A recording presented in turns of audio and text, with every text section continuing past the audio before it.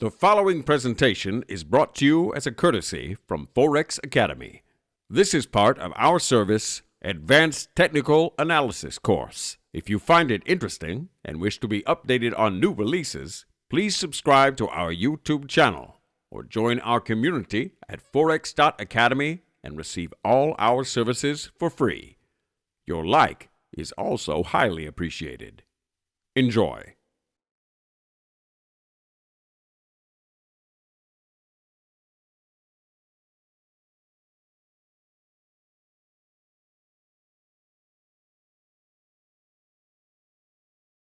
Hello everybody and welcome to another session of the Advanced Technical Analysis course. My name is Tasso and I'll be taking you through today's webinar.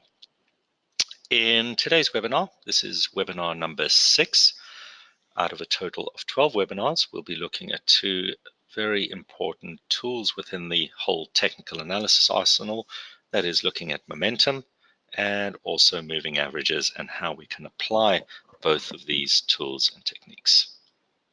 Forex Academy is an online provider of educational facilities to traders of financial markets and cryptocurrencies. All of the content and the material that you'll be viewing in the Advanced Technical Analysis course is educational material with the purpose of introducing you and allowing you to become more familiar with these various tools and techniques.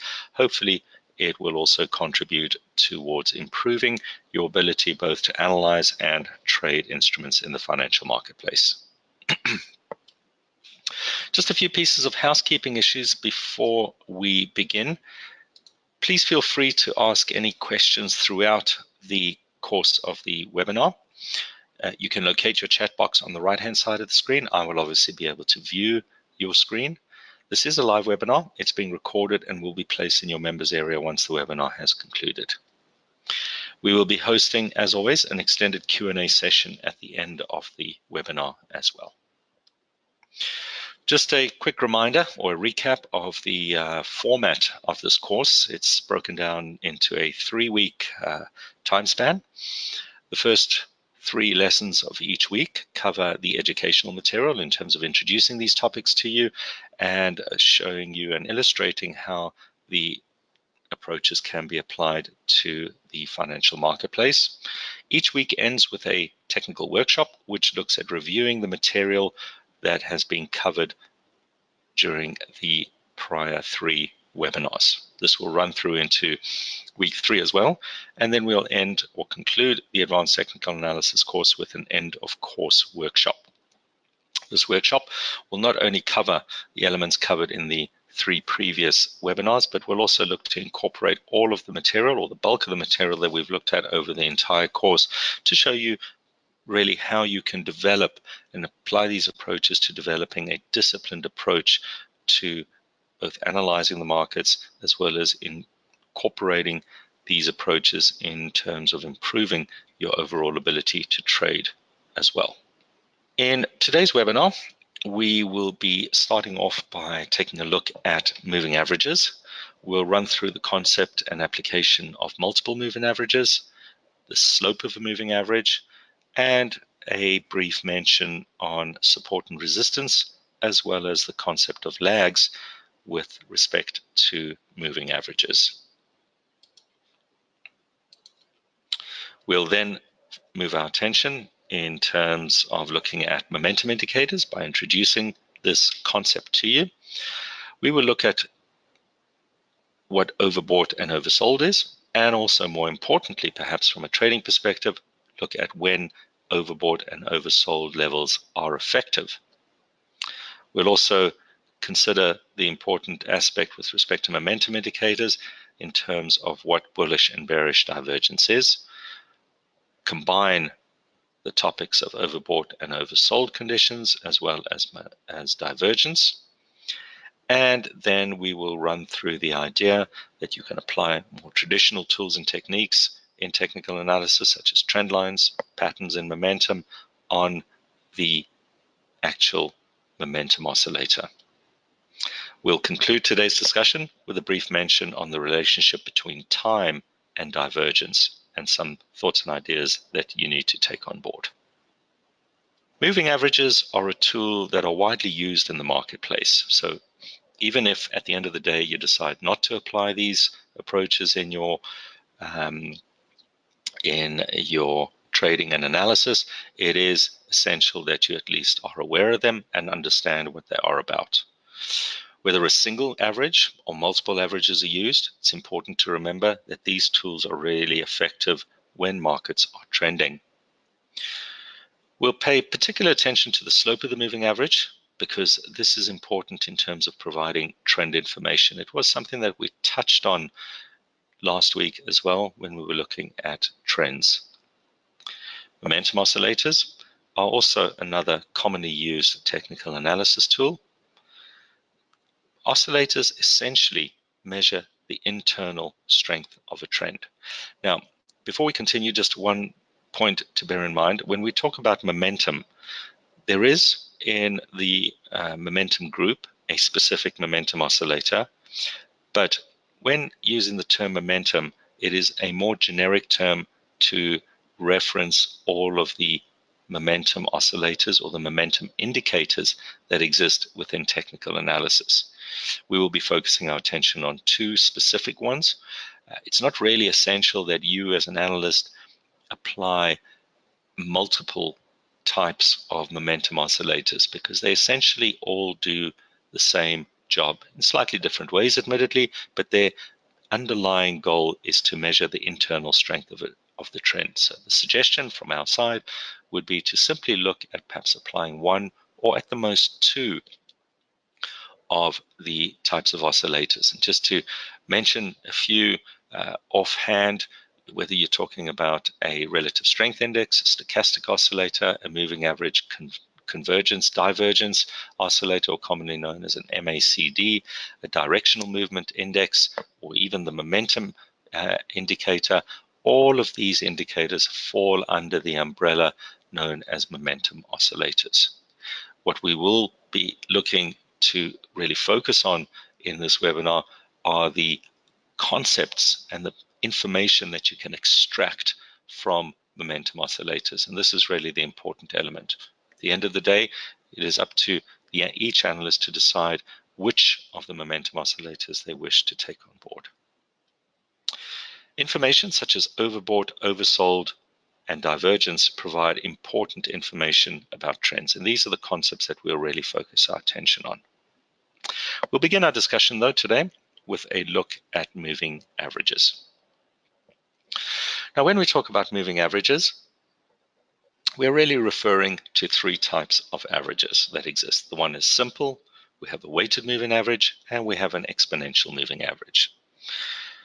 We're going to focus our attention on really just applying a simple moving average because it's important in terms of what you gain from today's webinar is an understanding of how to consider applying moving averages. Whether one decides to apply a weighting or an exponential moving average, these are simply different from the simple moving average in that they apply more of a weighting to, or a higher weighting to, more recent price activity. So for example, a simple average, if we're looking at a 10-day simple average, it would be a 10-day average of the last closing prices on the previous 10 days. A weighted average might apply a higher weighting to the last 3 closing prices. An exponential moving average is somewhat similar, but places an even greater weighting to more recent data. In terms of how you apply moving averages, the applications are the same for all three. We'll be looking initially at applying a combination of moving averages. We'll then focus our attention on the slope of the average, and we will then discuss support and resistance, and conclude our discussion on moving averages by looking at what we mean when we refer to the term or use the word lag. What you have in front of you is a chart that is covering a certain period of time, and what we have overlaid on top of the price action are 3 averages. We have a 20-day average, a 50-day average, and we have a 100-day average. Now, this is not a suggestion that this is the optimum combination of averages to use for a particular market. Underlying volatility and characteristics in various markets and across various asset classes are different, so one would need to determine what they believe is the optimum combination. To give you an example, a 100-day moving average doesn't really serve much of a purpose from a short-term perspective in foreign exchange markets. However, a 20-day might be more effective, whereas if you're looking at trading the S&P 500, using a 100-day or perhaps even a 200-day has a degree of relevance in that particular market. For the purposes of today's discussion, though, why would we use a combination of moving averages? Well, first and foremost, it is to try and identify a relationship between various time horizons. So, for example, if we considered the 20-day period in this particular example as short term, the 50-day as medium term, and the 100-day as long term, what we would then do is we would focus our attention on firstly what the 100-day is moving, what the 100-day is doing in relation to price action, and then compare the relationship of the 20 and the 50 to the 100. So if we, for example, take a look at price action from or to the right of this vertical dotted line that we have in the chart, we can clearly see, first of all, that price action is moving in a downward direction. That's just a clear observation by looking at the sequence of lower lows and lower highs that dominate during that period, and therefore the trend is down. If we look at the 100-day moving average, we can also see that it's moving in a downward direction. We can then use a relationship between the 20 and the 50, both with each other and with the 100, to come to certain conclusions. We can say to ourselves, okay, if the 20 and the 50 are both below the 100, then I will continue to assume that the trend remains down and that price action is likely to move in a downward direction. If you recall from one of the discussions that we had last week, when we mentioned the 6 tenets of Dow theory, the final one was that a trend is assumed to be intact until it has given us enough evidence that it is or has reversed. In this instance, we can use the moving averages to determine that conclusion.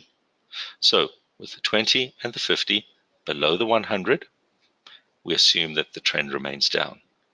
You can see on certain occasions, for example, over here, what happens is the 20 moves above the 50, but both are still below the 100 period moving average. We could draw a conclusion, for example, if the 20 is above the 50, as is the case in this particular instance, but both remain below the 100, then the move higher in price action is a correction. And if it is a correction, then potentially from a trading perspective, I should be considering possibly looking to sell this corrective move higher. We're not going to identify or focus our attention on how to actually trade around it. It's really just to determine your underlying directional bias. And you remember that your directional bias is your first point of information that you need to assess in terms of your view in the market before you can then even consider any potential trading opportunities. If we look again over here, the 20-day moves above, the 50-day average. Once again, we assume that that move is a correction. And in each instance, that recovery in price action proves to be correct in terms of being a corrective pullback, and we see the market then continue to move down.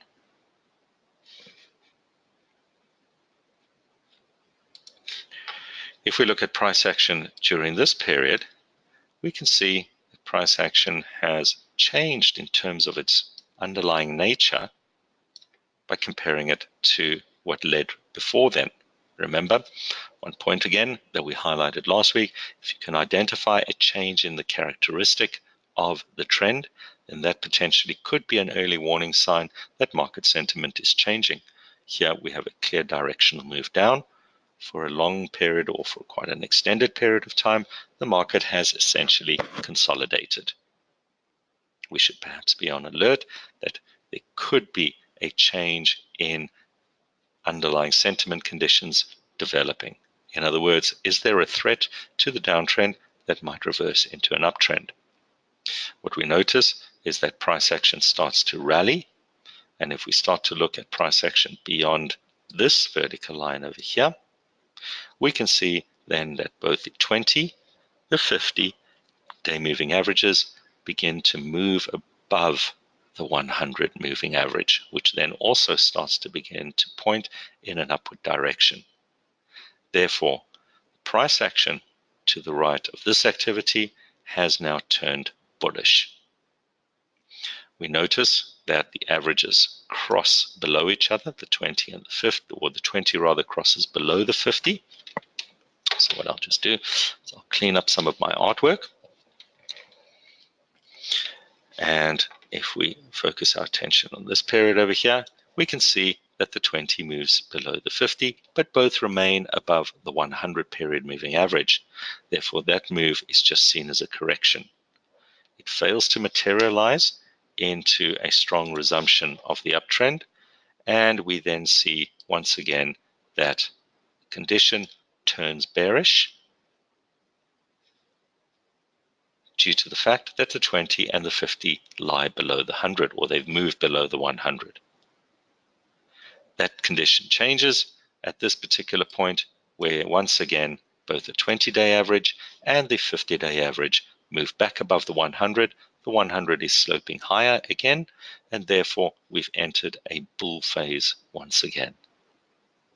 So what you can gather from this illustration on this particular chart is how we can come to a conclusion by using these multiple moving averages in determining what the underlying condition exists in the market at that point in time. We've moved from a bearish condition to a bullish condition, back to a bearish condition, and then once again have concluded that on the basis of the last price input, the market is currently back in an uptrend. This is essentially why and how we would use these multiple moving averages. In this instance, we have three. The shorter term period, 20-day, reflects a short-term overview. The 50-day, a more medium-term overview, and the 100-day, a more longer-term overview, which would then be the core direction of the trend. So everything would be based around where the 100 period moving average is in relation to the 20 and the 50-day period. Let's take a look at another example in this particular chart. We can clearly see that during this phase over here, both the 20 and the 50-day are above the red line, which is the 100-day moving average. Therefore, the bull trend remains intact. We see a change in condition where both the 20 and the 50 move below the 100-day moving average, but that doesn't really materialize into any directional move. Remember, these are just indicators. We also have to focus our attention on what price action is doing to determine whether the reading in moving averages is correct. We don't just ignore price action and simply look at the moving averages. The moving averages are providing additional information on top of our price analysis or our price trend analysis, concepts that we looked at very closely last week. So for example, where the 20-day and the 50-day moving average move below the 100-day moving average, yes, that does deliver a bearish verdict on the trend. But for us to be convinced that there is a bearish trend, what we need to see is a sequence of lower lows and lower highs. That has to exist because that will then confirm the warning sign or the condition or the change in the condition in the averages. In this instance, we don't see any development of a sequence of lower lows and lower highs. Instead, what happens eventually is that price action starts to move higher again. the fact that the 20-day and the 50-day have again moved below, or rather above, the 100-day moving average, and we can see that we are now experiencing a sequence of higher highs and higher lows, then that will confirm an overall bullish environment.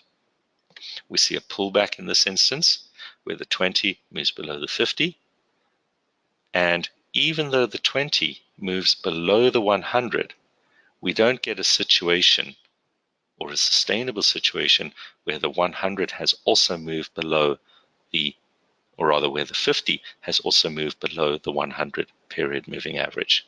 Therefore, this entire move remains a correction and ultimately proves to be correct in the assessment, because prices then begin to move in an upward direction, and the moving average relationship once again establishes a bullish tone with both the 20 and the 50 above the 100.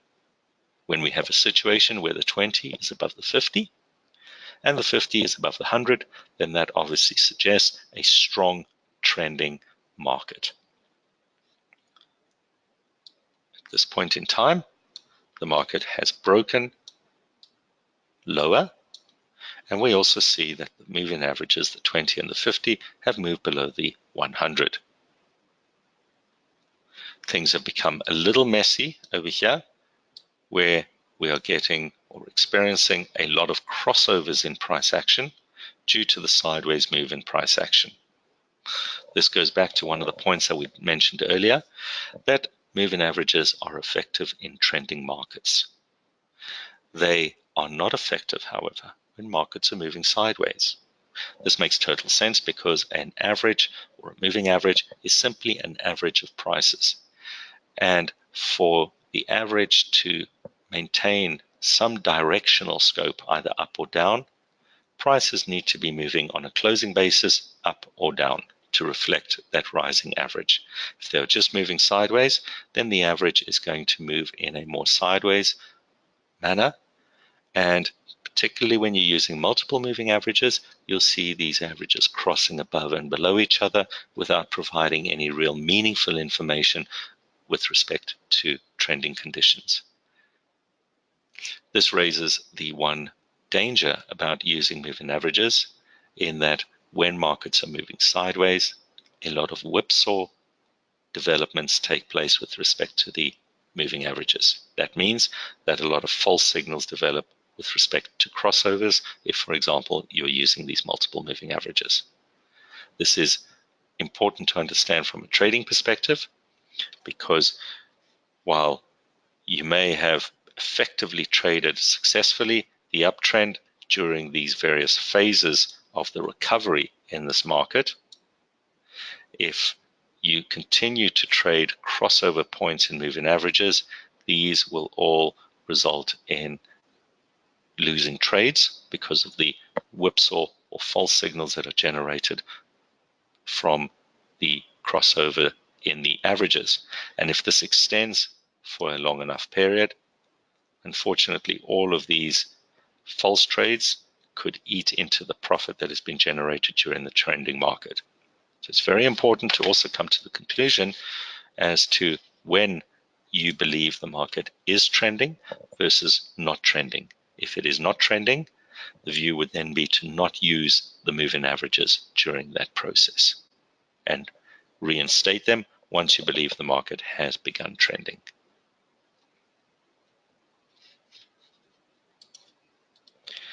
Let us now focus our attention on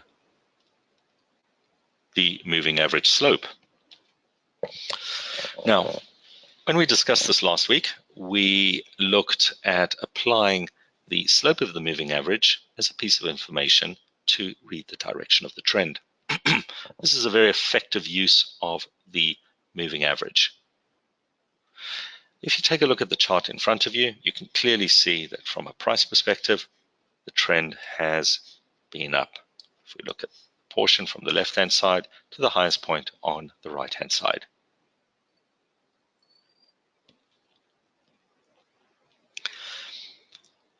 That has been assessed by looking at the sequence of higher highs and higher lows. If we simply look at the green line, which is a 200-day moving average, we can see that the slope is positive. Therefore, on top of our price analysis with respect to the trend, the fact that the slope of the moving average is positive further reinforces the fact that we are dealing with an uptrend.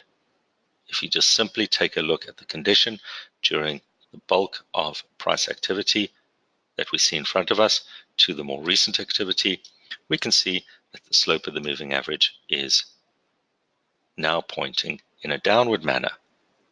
That could potentially mean that the trend has changed from up to down. Obviously, as is always the case, we would need to go back and assess price action to evaluate whether that condition is a valid conclusion. So, the slope of the moving average is very effective in defining the trend. If we look at the 200-day, just to recap, in this particular chart, that represents the direction of the trend. By using perhaps a second moving average, the 40-day in this particular instance, that could be used as a filter to decide whether you should buy, and more importantly, when you should buy in the direction of the trend. One idea might be to consider buying when price pulls back to the 200-day moving average, as long as the 40-day average is above the 200-day average at that point in time. These concepts of trading moving averages and ideas around moving averages will form the topic of tomorrow's discussion, which will also incorporate applying momentum oscillators in terms of fine-tuning the timing element of the use of both moving averages together with the momentum oscillators. But this just gives you an illustration as to how you could potentially use the idea of applying the moving average from a trading perspective. What you tend to see in this particular example, and this is a common feature, is that prices tend to move back to the longer term average. See that on this instance. We see that during this pullback too over here. We see that during this period too. And even when the moving average is sloping down, we see how price action has traveled back to the moving average and then started to move back in a downward manner. For those of you who are familiar with mean reversion, what you can apply in terms of logic around the moving average is not just the slope of the moving average, but also the assumption that prices will eventually mean revert to the moving average level. Now, we don't know where that level will be. All we do is we wait for an intersection between price and the moving average. And that could be our cue from a timing perspective to identify a trading opportunity as to when to go long. So if we remain patient, we can see that this crossover, that offers a buying opportunity. This crossover offers a buying opportunity.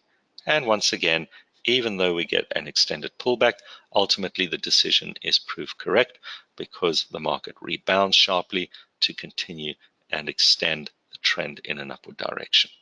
In the same sense, if our view is that with this negative slope in moving average, our bias has shifted to the downside and we're looking for a selling opportunity, you can see how the market has returned back to the longer term moving average, only to eventually stall and once again sell off.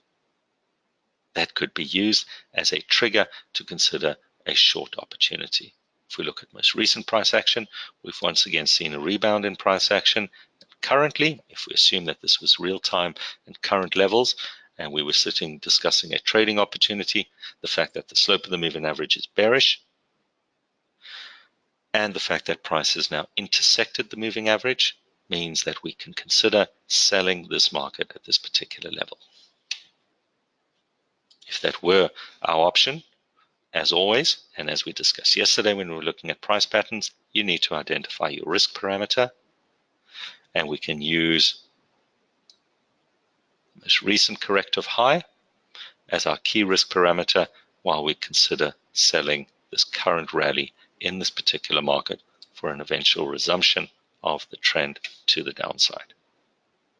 Very important that you identify your risk parameter, because remember, There's no guarantee that we're going to be right in our decision-making process. We need to identify where we are wrong. And that begins with being able to effectively identify your risk parameter. So that is how you can consider using the slope, and we'll take a closer look too in tomorrow's webinar.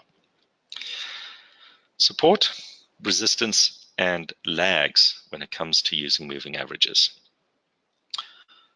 It is quite common that moving averages are used to identify or highlight support and resistance levels.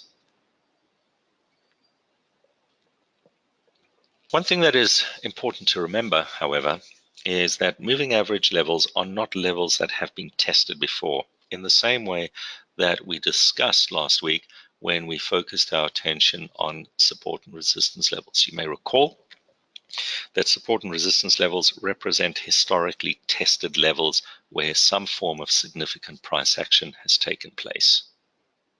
Moving averages cannot be used in the same way.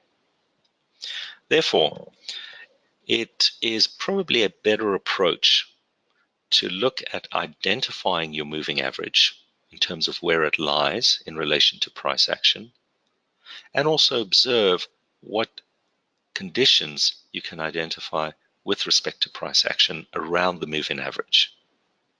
If anything significant is developing in price, and perhaps price action is either close to the moving average or the moving average is perhaps sending out the same warning signs, then that overall development is seen as more significant.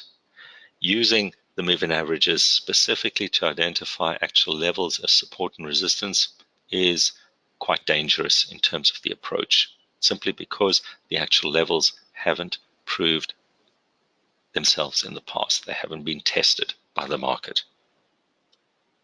So for example, if you identify any reversal signals in price action, perhaps a head and shoulders reversal or a double bottom that we looked at yesterday, and these closely correspond to either the moving average or developments in the moving average that are sending out the same warning signals, then that is something that a trader and an analyst should be paying close attention to, because the overall validity of that development is more significant. So our suggestion would be to then consider using moving averages as potential mapping points rather than expected support and resistance levels. Remember that moving averages are simply an average of prices. Because of this point, they will then necessarily lag price action, particularly when it comes to reversals. What we know about reversals is that they do take time to develop. If we consider a head and shoulders reversal, and the average will then reflect perhaps this change as its slope or the steepness of the slope begins to change. However, you could appreciate the fact that if we simply had what is known as a V reversal, whereby the market doesn't reverse without much warning sign. So we have a situation, for example, if I can just illustrate this in area on the left where the market just sells off very aggressively like that, it makes sense that the average will lag this turning point quite significantly, because as prices sharply move lower, it's still reflecting a big portion of these upward moves in price action that make up the overall direction of the average. So very important to be aware of the fact that moving averages will lag price action, because principally they are an average of prices. And the final point to bear in mind, just to stress the point again, that moving averages work best when markets are trending. That concludes our discussion and our introduction to moving averages. As I mentioned earlier, we will be revisiting some applications that we have discussed today in tomorrow's webinar, when we look at a more formal approach from a trading perspective in terms of applying momentum, and some of the concepts that we will look at now when we cover the focus on momentum indicators.